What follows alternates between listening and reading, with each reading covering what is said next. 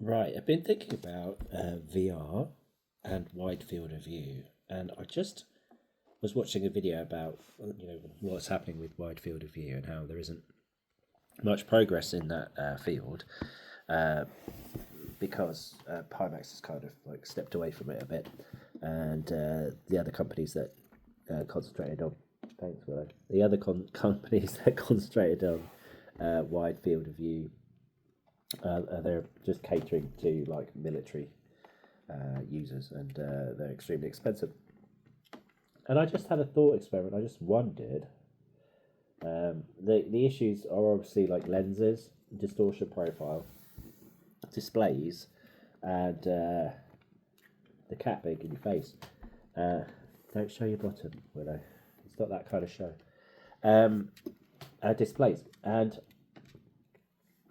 I just thought, what is stopping you from creating your own headset using two high-end phones now? Because presumably early wide field of view headsets like Pimax were using canted phone displays, and obviously phones have come on a lot. But what if you actually just use the phone, right? Instead of just taking the display out of it and making it into a VR headset. What if you went back to like back to the beginning, and used like a box you put phones in? So what would happen if you had two modern mobile phones like a Samsung Galaxy S24, and you put them both into like a case with lenses, and then you streamed your PC to two external displays, which were basically the two phones. So you said, okay, the PC is going to have two displays, and you used your two phones wired to your PC as those two displays. And then you either run the distortion profile on the actual on the phone, so that you use the phone's processing to run the distortion profile, using the processors that are in the phone already, which must be pretty good.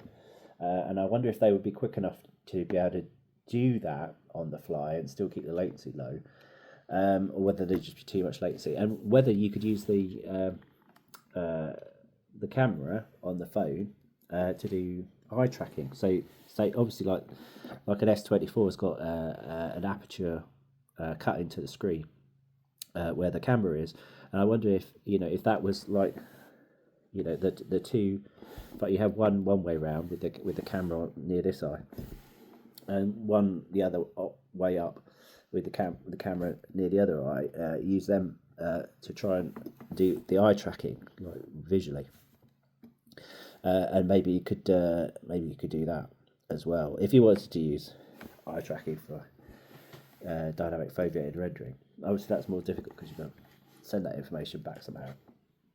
But I wondered, either wired or wirelessly, whether there was a possibility of a sort of DIY wide field of view solution using modern mobile phones, but not discarding the processing power that's in them, to parallelly use the parallel processing of the two phones, which are obviously like pretty powerful these days, as part of the design, and then maybe using outside in tracking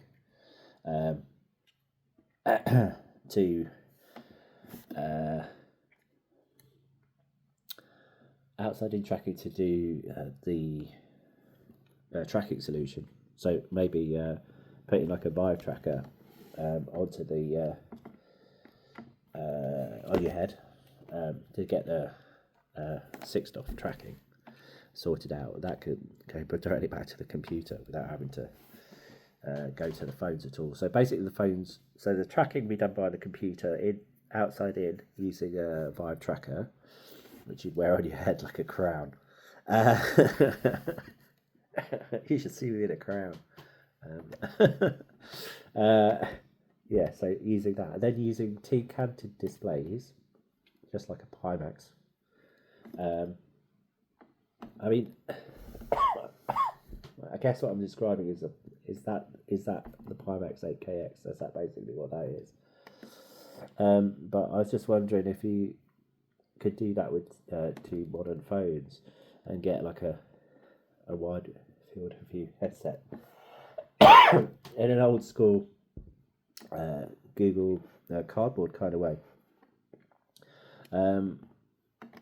And whether like modern displays on phones are actually a higher resolution than things like the 8KX, and whether using the processing on the phone would actually make things better or worse, or whether there'd just be so much latency that you can't do it that way. I was trying to take some of the processing away from the GPU. Basically, all it would have to do is display the left and right eye on two different monitors, and the two different monitors would be the two phones.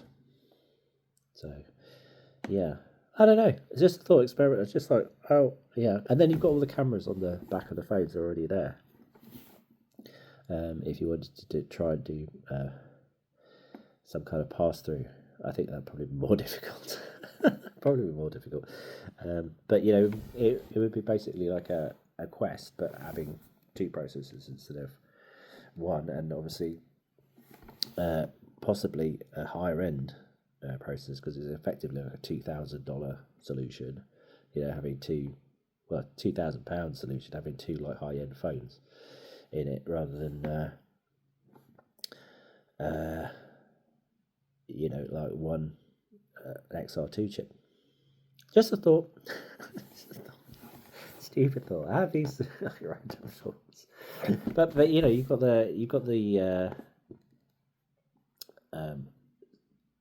the pay monthly people that are quite happy to pay monthly for their phone, and if you've already got one, do you know what I mean?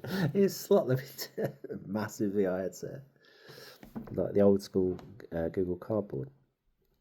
I just wondered if that was a way of getting like high field of view back. We want high field of view back, please. Yeah, I just had this random thought. So there you go. That's my random thought for the day. Random VR thought for the day. Yeah, with featuring Willow the cat. There you go. And now I need to look up and find that someone's already done it. That's what usually happens. I'm like, oh, I'll Google that and then find someone's already done it, actually. And that's great. That's great.